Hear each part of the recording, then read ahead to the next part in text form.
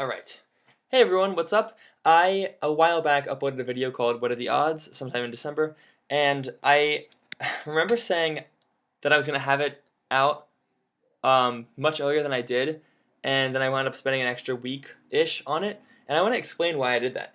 So, essentially, it came down to wanting to explain the information in a way that I thought made more sense.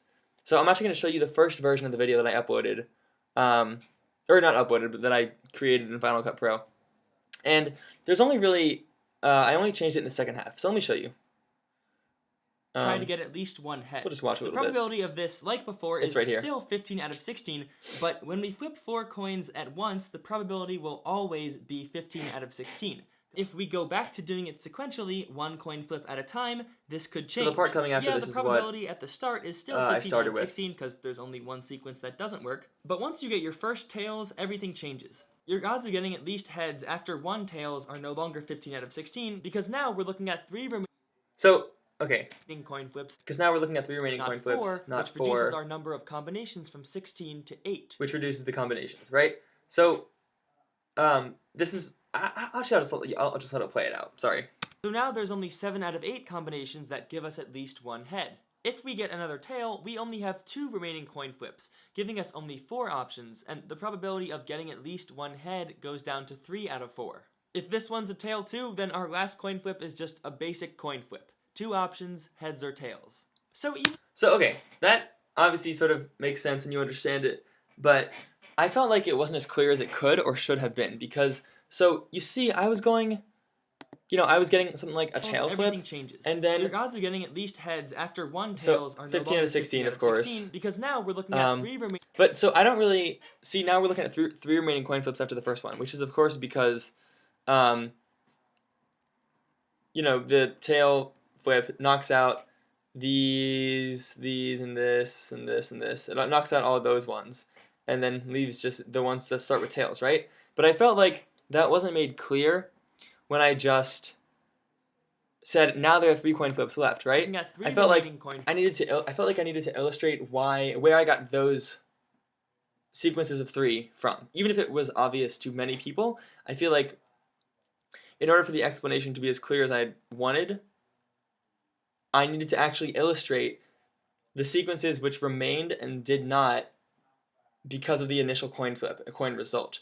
Not 4, and I just did this basically the whole time. Combinations from 16 to 8. So now because this made sense to me and you. That give us at least 1 head. But if we get again, tail, I just wanted it to be really clear. We only have 2 remaining coin flips, giving us only 4 options. Yeah, so I don't really explain where these come from, right? I'm just saying if we have 2 remaining coin flips, now we only have 4 options, and you can sort of figure it out mathematically. But I just wanted it to be clear. So now let me show you the version that is in the final video. 16. If we go back to doing it sequentially, 1 coin flip at a time, this could change. Yeah, the probability at the start is still 15 out of 16 because there's only 1 sequence that doesn't work, but once you get your first tails, everything changes. See, look, this is what I changed, right? Once you get your first tails, everything changes. The tails is green, and it shows that these are the sequences now that we have to be using going forward because we got a tails. Your odds of getting at least heads after 1 tails are no longer 15 out of 16 because we have to eliminate the half of our options that started with heads. Right? And so now that we eliminate the half of our options that started with heads, now that this step is made clearer, you can see, okay, 1, 2, 3, 4, 5, 6, 7, 8. Options that are now impossible to achieve. For our next coin flip, we now have 8 possible outcomes, and this is just much clearer, have at least in my opinion. Head. Now, if we get another tail, we do the same thing as before. Yeah, and then same deal, another tail, highlight the ones that start with 2 tails. The options that started with a head. Now, our odds of getting at least 1 head are even lower at 3 out of 4.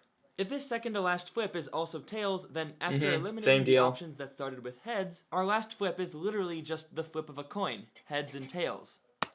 And so I just... Even though we had a... Yeah, and so I just felt like this explanation was clearer, and...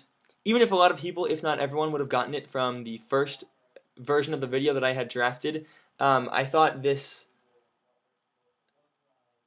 I just thought I needed to do this to make it clearer. I felt like I don't know, it was, I guess, a combination of a personal thing. And that's actually something that I sort of have noticed from doing so many videos over the years, that I think one of the hardest things is actually figuring out how you want to explain something. You can get a concept yourself, but the idea is to make it as easily understandable as you possibly can. Make it so simple and yet accurate, and that's not. I don't think that's easy.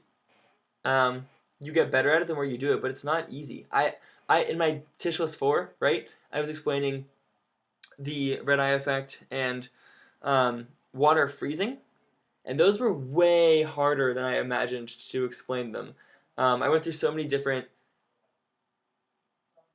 scripts and drafts and rewritings because I was trying to keep it to 2 or 3 paragraphs, right? If someone said write this in 2,000 words, that would be really easy, but it makes you, I don't know, doing this and trying to be concise about it makes word choice really matter. And that's actually, I'm tangenting a lot. That's actually something I think is kind of cool about Twitter, because if I tend to be wordy, so if I type in a tweet I want to send, it'll be at something like 164.